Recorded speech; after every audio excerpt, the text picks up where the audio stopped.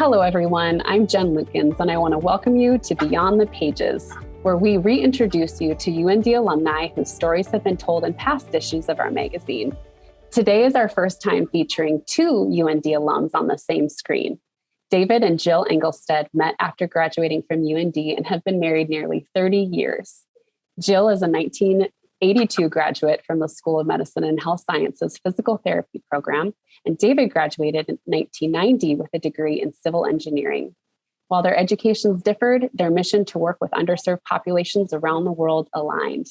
Most recently, they've been in the American Samoa, a U.S. territory in the South Pacific.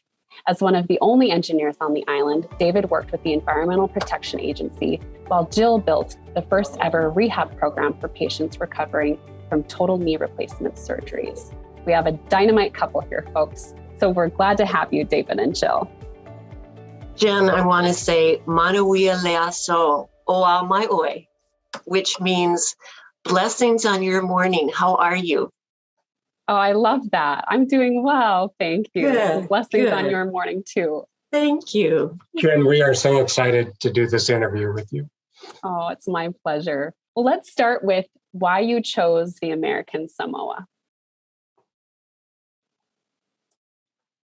Well, I think it starts with the fact that we really are interested in placing ourselves in an international experience to promote our values and goals. And in looking at overseas positions, they all required a 1 year of international experience. And how do you get 1 year of international experience if you don't have 1 year of opportunity? So this was a position that came up within Dave's active duty service with the U.S. Public Health Service, and it's one that we just couldn't let it kind of dropped in our laps, so to speak. So it was a pretty exciting development for us. Yeah, it was exciting. It came up. This is a location I think I put an application in for about 10 years ago. So when I seen it show up again on vacancies for engineers, I brought it home to Jill and we both decided to go for it. So, and we haven't looked back. It was worth our time and effort. That's wonderful. And describe to me where you lived, the village of Tutuila, if I pronounce that right. So, yeah, so that's the island. And while, I can tell you it's the complete opposite of Laverne, North Dakota. Our current resident. The thing that hit me when we arrived to the island was just these huge ocean waves crashing so close to the shoreline. And the other thing was the substantial rain that could drop from the sky. The most famous mountain on the island is the Rainmaker, and it gets approximately 300 inches per year. The island has a population of 6,000 people, 60,000 people, mostly native Samoans.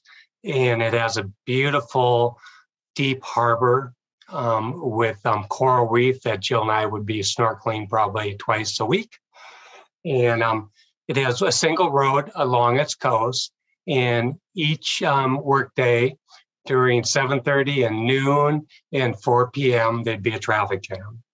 And what I enjoyed most was these evening sunsets. They were just stunning. And in the sky every evening at sunset, there'd be hundreds of huge fruit bats that would be flying around. And I think for me, Dave talked about the rain. You could hear and see the rain. It was a roar before it hit. And then it was a deluge. And then in 20 minutes, it was sunny and incredibly hot and humid again. And our home, we did have electricity. We were kind of in this village area with an unusually nice house. There was no hot water, so I boiled water whenever I did dishes, or if you wash your face with hot water, it was always boiled. We had to get our drinking water from a local store purifier because there was no safe drinking water. But on that, it was lush, so we could go out and pick our own papaya and coconut, bananas, breadfruit, mango, pineapple. We had a lot of fruit trees in our yard. And what really sticks with me is the noise. So on any given day, the windows are open and there's wild chickens. Yeah. So the chickens are going to cluck, cluck, cluck all day long. The wild dogs are going to bark all day long. And then when the dogs eat the chickens, you have this cacophony of loud noise. And, that wasn't a good day for the chicken. But then through all that are these kids running around, laughing their heads off, playing in such creative ways. So the things, there was always something going on. It was really a sensory overload of fun stuff. Or maybe not for the chicken. Maybe not for the chicken. That sounds like such an adventure, though. The title of the article was Intentional Living. And I really do believe that says a lot about your path in life and what you've chosen to do. Can you give an example of how you lived intentionally among these American Samoa people? Yeah. Jen, that's a really good question. And I think we were both very intentional with the work we did in our chosen professions. But even in the village level, that was another whole chapter for us we didn't see coming. So I think one thing we were really intentional about was the importance of sharing simple things to build relationships. So we were the Palongis, we were the white people in the neighborhood. So people started coming for a Band-Aid or a bug bite that needed bacitracin. Those were rapport builders. Friendships were developing. Small loans. People would come to our porch to have small loans. I made a point to learn language, which is very unusual for a white person to do down there. But we had a walking path by our house, so I would greet these people that walked by, or I would work with my patients and speak in their language in simple ways that would really foster some really genuine trust and friendship. My neighbor dropped out of high school. I got GED books to help her figure out how to maybe continue as a single mom, now a high school dropout. Dave, the masterful engineer, made these birthday cakes that were to die for the kids in the, at Christmas, I convinced my Samoan coworker to dress up as Santa Claus. And we went from house to house to house with these gifts that just, the neighborhood was exploding. They'd never gone Christmas caroling. We went around and did Christmas caroling. So we did these really simple but very fun things. And I think the other thing is Dave and I were very deliberate in how we built capacity and empowerment. So the things that really would foster development, we embraced. Like my neighbor behind us wanted to learn to drive. So as a woman, 50 years old, not having a really happy life, we taught her how to drive. And it transformed her life in ways we would never have imagined. Another neighbor was a subsistence fisherman. We bought a freezer for their little cottage so he could freeze the fish and market it on days when the price is the best. Another one really needed a job with a growing family. We were able to connect him to the perfect job that even to this day he loves and is able to support his family. So there's all these opportunities that just kind of presented themselves in ways that we really took and moved forward meaningfully. You also mentioned during our interview last year the importance of passing the baton well when transitioning off the island and leaving your post in the American Samoa. How will the work you started in physical therapy and engineering field there continue in your absence? So because of my 30 years of experience, I was hired by the American Samoa Environmental Protection Agency to be an advisor for their directors and also to provide capacity building for the young Samoan staff. I wasn't too successful with my advisor role just because of the challenges of the Matai culture. But the young staff at EPA was very eager to learn, which I provided in in-house training, daily mentoring, in-field site visits. And I think the thing that I instilled in that young staff was the courage and the knowledge for them to enforce their environmental regulations. I think for me personally, I I hope that they continue. I upped the ante a bit on the professional nature of the clinic I worked at, and I definitely am still in the mentor role for two of my colleagues down there that come from different countries, and they have not had the educational resource background that I've had. So I really embrace mentorship personally, and empowering others to do the same as a really effective tool for lasting change. And I see that as probably being my biggest takeaway for the impact that I may have had.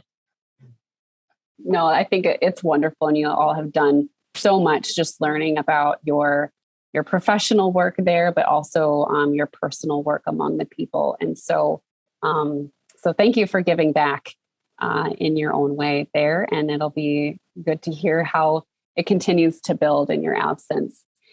You've also been really intentional with giving back to UND. Why is that important to you, and where do you focus your giving? Yeah, and so for me, I was so proud of the American Samoa EPA. Their staff would consist of 50% women, 50% men, and the majority in management were women. So, I truly believe, and the studies I've read say that it's that women are better leaders than men, and thus are giving to UND for first generation women engineers, because I know the struggles of engineers are of women in the engineering culture. And I think the more women we can get into engineering, it's going to be for the betterment of all of us.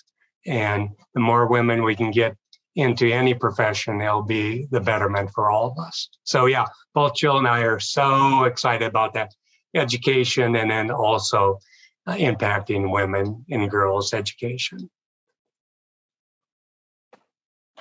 My final question is about a destination that you had mentioned during your interview for the last article was Africa. How are those plans taking shape? That's a great question. We are global thinkers, and we're not afraid to step outside of our comfort zone if opportunities present themselves that really match our goals and our purpose in life. And so right now, Dave had a bad spinal injury when we were on the island. There was an urgency actually in this year to get him off the island. He had surgery at Mayo in Rochester in June. So right now, this season of our lives involves his recovery. It involves getting the global pandemic to calm down. It involves the privilege of caring for my dad. But our themes haven't changed, and we are looking forward to the next, whenever that happens, the next open door, and we will know it when we see it, and we will open it and walk through it with joy, because we know it's going to happen and we know it's going to be good. Yeah, so one thing I've learned in my 30 years of all the moves that we've had is how one person can help change the world. And I truly believe to be happy, we need to do something bigger than ourselves. And so our dream of working in Africa is still coming closer to reality. And Jill and I are so excited about that. But at this time, as Jill stated, we're fully engaged in caring for an elderly parent and a disabled brother. But yeah, it's the future is always fun to dream about and to make a reality. That's right. Well, you all are role models to me and very inspirational. It's been such a pleasure speaking to you today and getting to know you over this past year and a half. And I wish you all of the best. And David, especially you in your recovery too from your injury. And thank you for all of your wonderful work here on the home front in North Dakota and across the world. And I want to say Fafatai Lava, which is thank you so very much, and Fa Soifua. Have a wonderful rest of your day. And safe holidays to everyone. Thank you, Jen. Thank you both so much. Thanks, Jen. Beyond the Pages is a production of the UND Alumni Association and Foundation. Thank you for joining us.